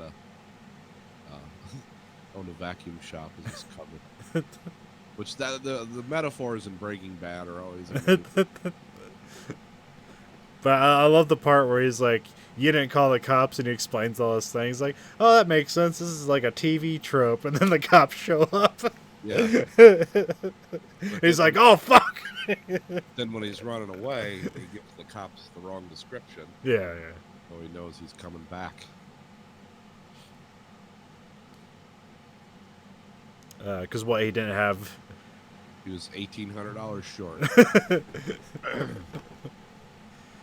And that's just one of his tests. It's like, how serious are you? You already fucked me once. Robert Forster, interestingly enough, had an IQ in the high 180s. Actually, I think he has the highest testable IQ of anyone who's ever worked in Hollywood. That's kind of cool. But yeah. And it was good they got him back. I mean, I'll tell you, for the number of people that came back for this after a 5-year hiatus, Vince Gilligan must be a great guy to work for. Yeah. Usually people are like, I'm in the middle of something. And how much am I getting paid for 2 minutes of screen time? But everyone came back. They didn't have to do weird substitutes or anything. Yeah. So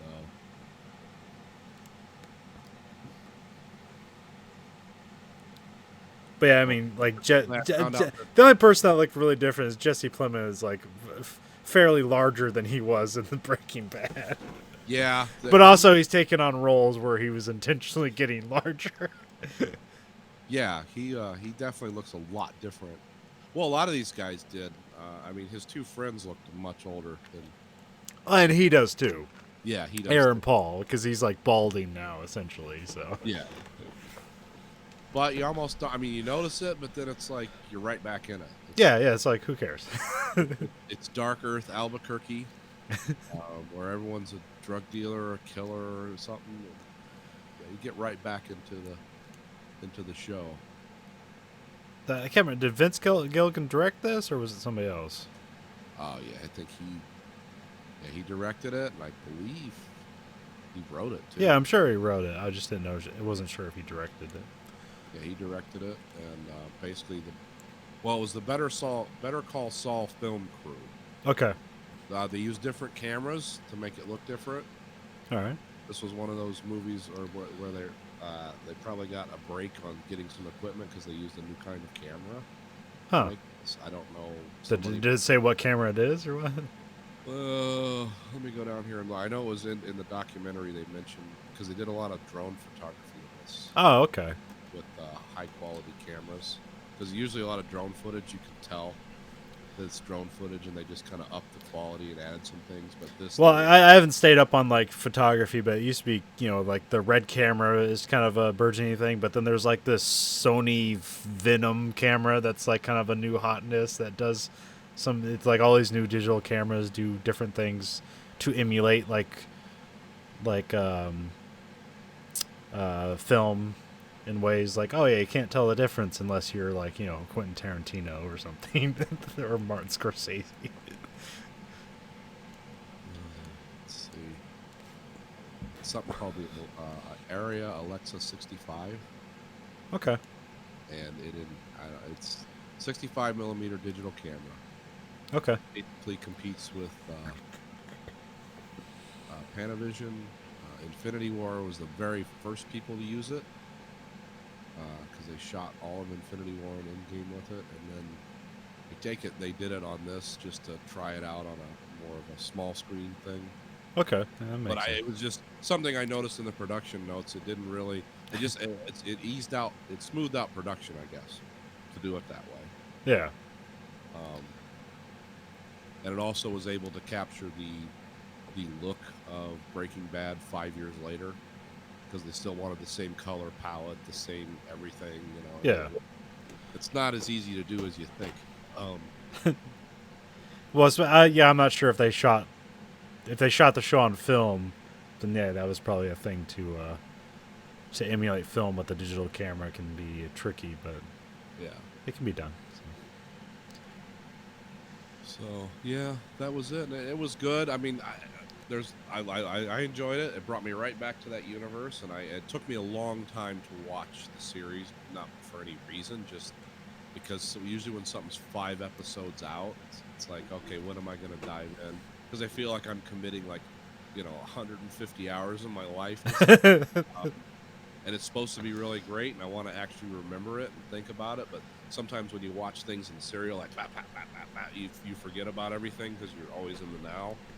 So this one, I stretched out my viewing time of it like it was over a year because I do like 2 or 3 on a Sunday, and I was like, okay, I'm gonna think about that, and then staying away from the internet. It's like, don't type in Breaking Bad, you'll find out what's gonna happen. That's always hard, But I think because I always say like Breaking Bad is probably the best TV show of all time because it ends how it should. It ends on top, and it doesn't it doesn't. It just keeps getting better every season. I wouldn't say there was a lull. I mean, kind of the splitting up the last season into 2 halves was kind of weird at the time. I'm not sure how you experienced. You just got to watch it straight through, so maybe I didn't have to wait.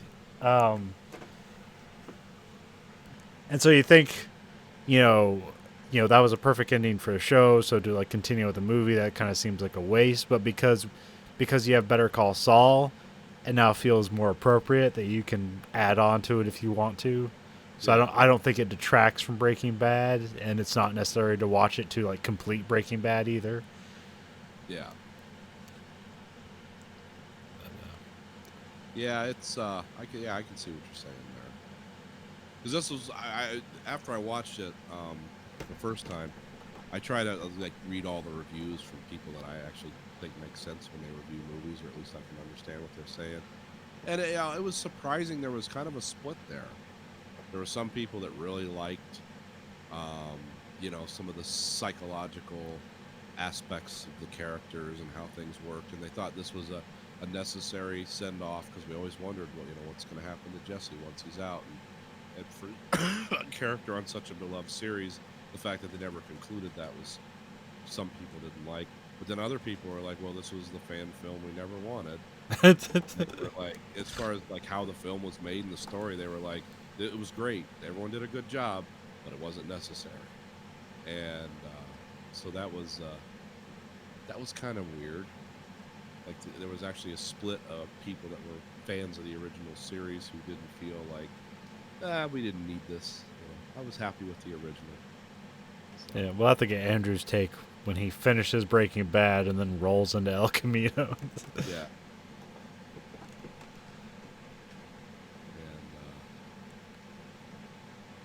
And then some people thought there was too much.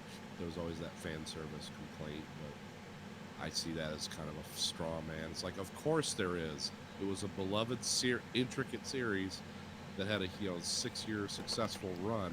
Yeah, there's going to be fan service in this. There has to be. I mean, because this isn't really like a plot-heavy story. No. It's all character. Yeah, it's just a guy moving from one scenario to another. And, at the end of the day, it's like, well, is he going to die? Is he going to end up in prison? Or is he, is he someone who did some bad things but didn't sell his soul like Walter White did? Yeah. Well, I mean, because there was that time where, like, he had the drop on Jesse Plemons. Like, he got a gun from him, but he couldn't bring himself to shoot the guy for some reason. No, the reason was because that kid was going to be killed. Oh. That Mexican girl he was nice to, and they shot her in the back of the head if he didn't make meth. Oh. If he did anything else, they're going to come back and kill the kid. That's why he didn't do it. Oh, okay. I think. I mean, there was this movie in its original shot length was 3 hours and 15 minutes. Jesus. And What did they bring it down to? 2 hours. Okay. And there was a subplot. Remember that note he gave him at the end?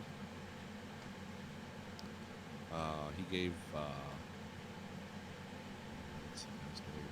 Ed, the cleaner. Oh, okay, yeah. Yeah, that was that. There was supposed to be a whole sub story about that, because that was the one who that was written to that girl's son that got killed. Oh, okay. And there was supposed to be a whole sub story about that letter. There was a longer scenes with him and the Rochester character, and I forget what else there was, but a lot of that got cut out because they thought the story moved along better this way.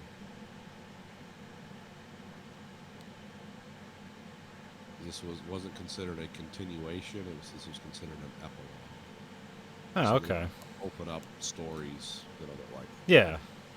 in the future we could do this. It's like, no, this is it. The story's over. Yeah, I mean, he's in Alaska. He's not going to cook meth. Yeah, no one does meth anymore. It's not cool. Now it's Synthol. Oh yeah, and people thought it was a weird title for the movie because the car was only in the movie for 2 minutes. Yeah. The El Camino, but again, Did it have others? Did it have some other We have significance? that Vince Gilligan dualism because El Camino means the way, Oh, okay. the road.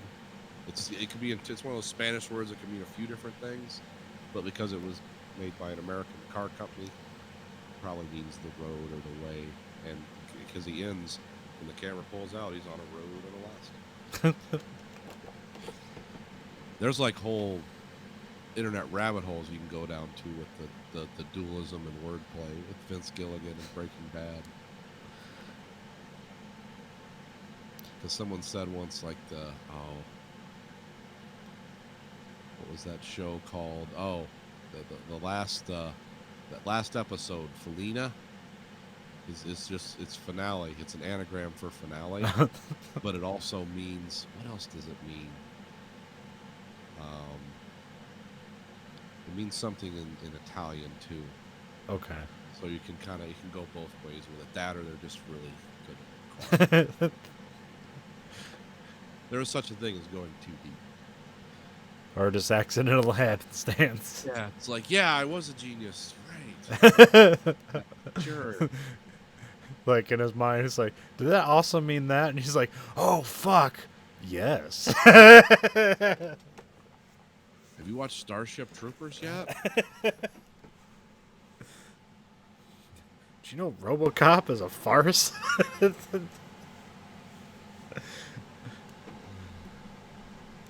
Yeah, I did one of the favorite thing was the guy from like season 1, the guy who owns the junkyard that let him use his electromagnet. Yeah, It's like, oh, this guy shows up again. It's like, that's interesting. I hadn't seen him for since first season. yeah, So, yeah, it's a lot of Yeah. good stuff in this.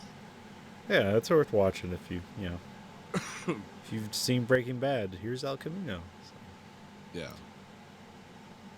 Yeah, and it's well done, and it puts you right back into the mode. yeah, and it moves along pretty quickly, and Jesse Plemons is really good in this. And, Yeah. Jesse Plemons is only 31. What's Aaron Paul? He's pretty young. he's, too, he's 40 or something. right? Oh, is he? Yeah, I think he's like 41 or something. He's going to be he's one of the lead characters in season 3 of Westworld. Yeah, which that'll be interesting. Yeah. Hopefully. I think getting out of the park will be a welcome change, and maybe it can get up a different ass of itself. Yeah, it depends on. Although it seems that fucking what's her name is still like very prominent, so I don't think I'll enjoy that. Rachel Evan Wood. Yeah, I mean she's fine. Her character, Dolores. yeah, Dolores sucks. She was great the first season. Yeah, I mean, the only series of that I I really liked the first season. yeah, I was just really annoyed. By the end of the second season, about halfway through, I was like, okay, I like this. This is smart. I can see what they're doing. I can appreciate it. But by the last episode, I was just annoyed. Like, why do I feel angry? I just feel angry. yeah. The only stuff that I like enjoyed by the end of the season is like whatever the fuck was going on with Ed Harris. Yeah. I mean, there was a lot of powerful images and great stories in season 2, but just as an overall arc and just the jumping around, and it's like, oh, when you go out of your way to fuck with your fans, but you're not challenging them, you're just creating, rabbit holes and loose ends that never tie up, and it's like, look how smart we are, we fooled you. I just kind of like, oh, okay, yeah. You're the smartest kids in the room. Good luck with that. Well, I just felt like there was nobody to latch onto. Like everyone was a detestable character by the end of that season. Well, actually, by the start of the season. Well, yeah, they didn't. In wrestling terms, it was all heels, no baby faces. Dolores was a fun at the end of the season. It's a baby face heel turn. That's kind of fun. But there was no like, Ed Harris didn't become a likable and well-rounded person in the season 2. His stuff was more interesting, but then like who you're supposed to like, which is who was the one lady who was like the madam, Thandie Newton's character. Yeah. Like that was supposed to be a character you were supposed to kind of Right. like, yeah, you're supposed to kind of like turn around on her, but like all her stuff was just like weird and esoteric. Yeah. Annoying. I mean, they went to Samurai Land, but that, nothing really happened there except for aesthetics.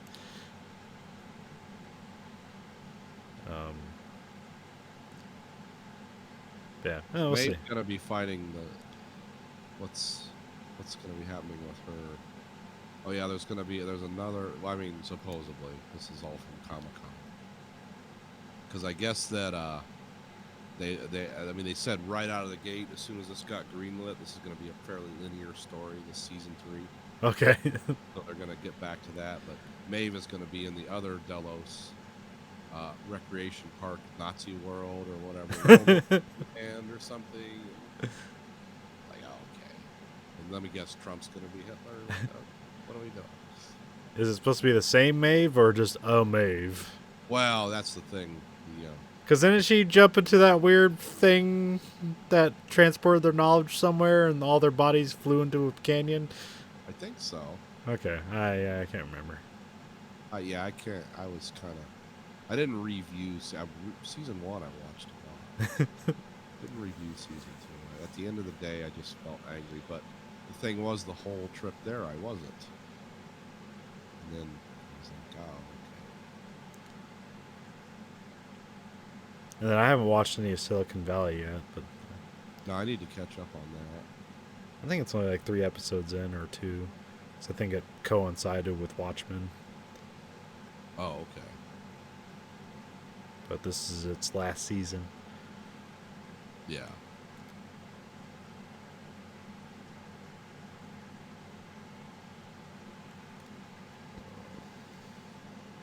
Well, that's it. I'm trying to find out what happened. What? Oh, what happened to me? I don't know. It's not going to matter. They're going to write it.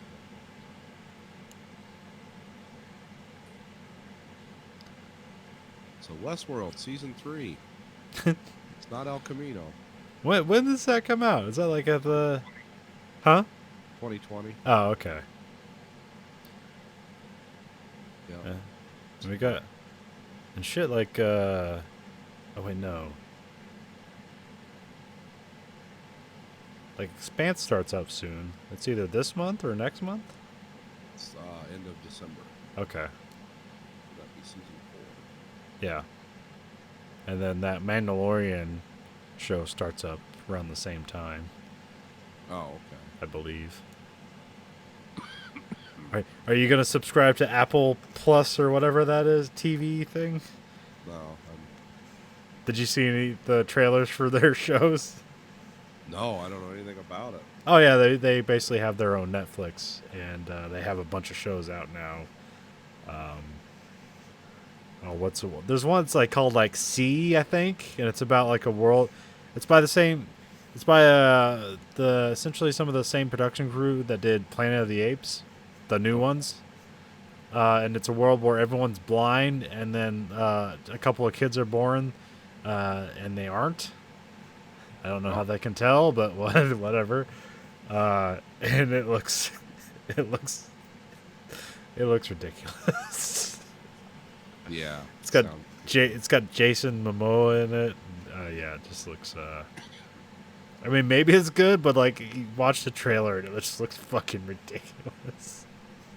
Yeah, I might have to check that out. So then there was like another movie that was like, where suddenly everybody goes blind, and it was just like terribly received. Yeah, it was the one. It was English language, but it was filmed in Argentina. Yeah, Called Blindness, yeah, I think so. and it had great acting in it, but it was just like a slog to watch. And then they have I think it's like Reese Witherspoon and Jennifer Aniston. It's called The Morning Show, and it's supposed to be a drama about making like a morning news show. Oh, okay. And I hear that it's like scathing reviews for that, just being a pile of trash. And then there's the interesting one where it's called like it's not called like First Man, but something. It's like an alternate history. One where the space race never ends. Yeah, it's Okay. like the Russians get to the moon first, and then Okay. that one looks interesting, but I'm probably not going to subscribe to that thing. So Yeah, I'm looking at the shows. Oh, they're gonna Justin Theroux's gonna star in the Mosquito Coast TV series. what's that? Remember that Harrison Ford? It was one of the dark Harrison Ford roles from the '80s. where Yeah, he moves away from America because he's just sick of America, and so they go live somewhere in South America, and he's trying to settle the place, and the natives don't want him there, and I mean he ends up getting killed in the end. But he's actually just kind of a bad guy that's going crazy. And Paul Theroux wrote the novel, and Justin Theroux is his nephew. Huh. So they're going to make a TV series out of it, and it's that's an interesting idea. I'm just reading this now. I didn't know about. I knew about some of these actually. I knew about the space race one, and I didn't know the. I don't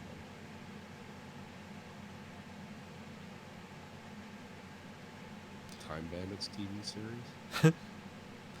I don't know the release model. I don't know if it's a binge model or. Well, these are I don't know because a lot of these I'm reading about that look interesting. They're not even in production yet. Just ordered them. I hear they can't. So I think they're gonna have like a fuck. Who was it? Like Dr. Dre was producing a show, and apparently they shot a pilot and thought it was too violent and canceled the rest of the series. Okay. For a platform that doesn't have to worry about ratings, apparently they're worried about that. Wow, you know it's Apple, so it's going to be real soft and fluid. Because that's I like their products, but for culture, so that could just be me. So yeah, maybe I'll try all this stuff once. I'll only have to subscribe for the trial period. Yeah, I think it. I mean, I think it's only like $5 a month, but that's, I don't know. That's, so was Netflix. Like 10 years ago. Yeah. Now that shit's like $15 a month, but I enjoy it. So. Yeah, I get traction out of the few things I do have. I get traction out of. I just gotta watch like a lot of streaming because I have competitive data monsters in the house. But now somebody else is opening up around here, so we might go back to unlimited. Because I know now that Sprint and T-Mobile merged, all of a sudden I'm getting emails from Verizon. Hey, switch to our unlimited data plan. It's like, no, I'm not going to switch. I'm just going to wait till you have to do it. I'm not going to give you extra money. Just $3 a month. It's like, oh yeah, it was $70 a month 2 years ago. So we're supposed to get a new internet service provider around here. Let's see what happens. But anyway, that's all I have All right. this week for the American Greed Factory podcast. This is Nathan. And this is Colin. Goodbye, America.